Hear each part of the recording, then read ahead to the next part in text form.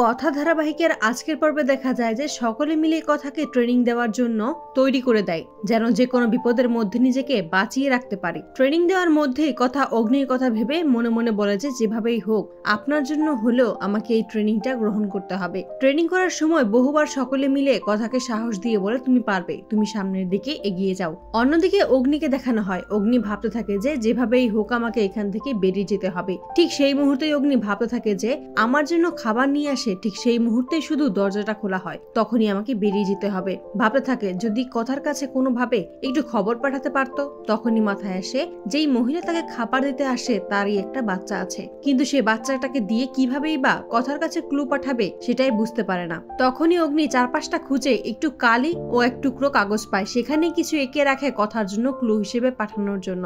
জনাবের গার্ডকে তখন অগ্নি বলে যে পানি লাগবে। তখনই সামনে সেই ছোট্ট বাচ্চাটিকে দেখতে পায়, আর সেই ছোট্ট বাচ্চাটির কাছে কাগজটা ছুঁড়ে মারে। বাচ্চাটা যখন সেই কাগজটা উঠাতে যাবে ঠিক সেই মুহূর্তে জনাব এসে কাগজটা নিয়ে নেয়। জনাব বুঝতে পারে যে অগ্নি এই কাগজটা কথার জন্য ক্লু হিসেবে পাঠাতে চেয়েছিল। অগ্নির সামনেই তখন সেই কাগজটা পুড়িয়ে ফেলে। এটা দেখেই অগ্নি বুঝতে পারে না সে এখন কি করবে। কথার সাথে কাটানো মুহূর্তগুলোই মনে করতে থাকে অগ্নি। অন্যদিকে কথা ও গুহবাড়ির সকলে মেয়েরা পাহাড়ি মেয়েদের মতো সাজে এবং সকলেই পাহাড়িদের মতো সেজে পাহাড়িদের সাথে মিশে থাকে, যেন তাদেরকে রেচা ও জনাবের লোকেরা চিনতে না পারে। অন্যদিকে সকলে মিলেই বর্ডার পার করে চলে আসে জনাবের বাড়িতে। মুখ কথা মনে মনে বলে যে এবার যেন আমরা পাচক মশাইকে নিয়েই ফিরতে পারি।